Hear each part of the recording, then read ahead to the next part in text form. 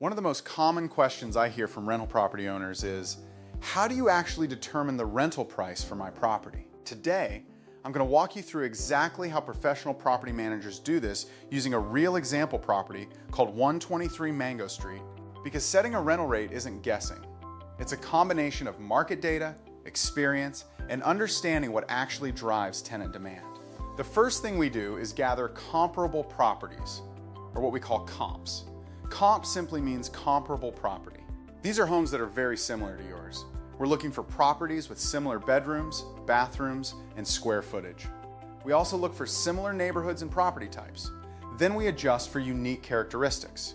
For example, does your property have a great view?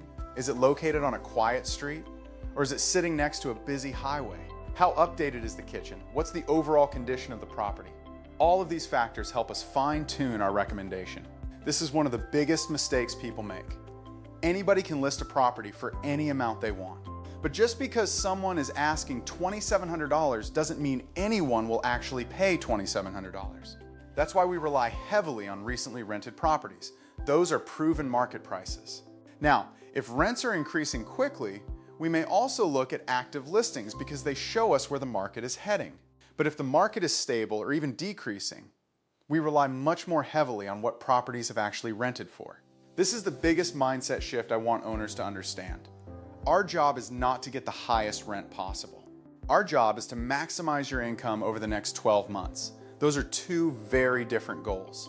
Sometimes pricing a property just a little bit lower creates significantly more demand. That means more showings, more applications, and less vacancy. And that can actually put more money in your pocket over the course of the year. Here's an example of a vacancy analysis that we often use. Every week a property sits vacant, it can easily cost several $100s. Sometimes reducing the rent slightly allows the property to rent faster and ultimately produces more annual income. Something else that's important to understand is that move-ins and renewals are two completely different pricing strategies. When attracting a new tenant, we have to be competitive. But once someone is already living in the home, they have to weigh the cost of moving. Moving trucks, packing, fees. Sometimes the ideal rental rate actually comes during a renewal or even a second renewal.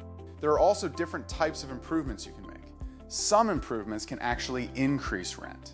Things like adding square footage or additional amenities. Other improvements simply help the property rent faster because it presents better. Things like fresh paint or updated fixtures. And then there are investments that protect your asset but don't necessarily increase rent. Things like replacing a roof or installing a new water heater. They are essential but don't always drive higher monthly payments. Here's a bonus tip. Tenants search using budgets. If someone sets a search range between $2,300 and $2,500 and your property is listed at $2,550, they may never even see your property. Another misconception is that better tenants will simply pay more. Usually, that's not true. People with strong credit understand the market. The people who tend to overpay are often the ones with fewer options. We build our strategy around attracting high-quality, long-term residents. So when professional property managers determine a rental rate, this truly is a market-driven process. We study similar properties and analyze what they've recently rented for. Our job isn't simply to price a property. Our job is to create enough demand to get qualified people through the door. Because once someone sees the property, they can decide if they want to apply. And that's how professional property managers think about pricing a rental property.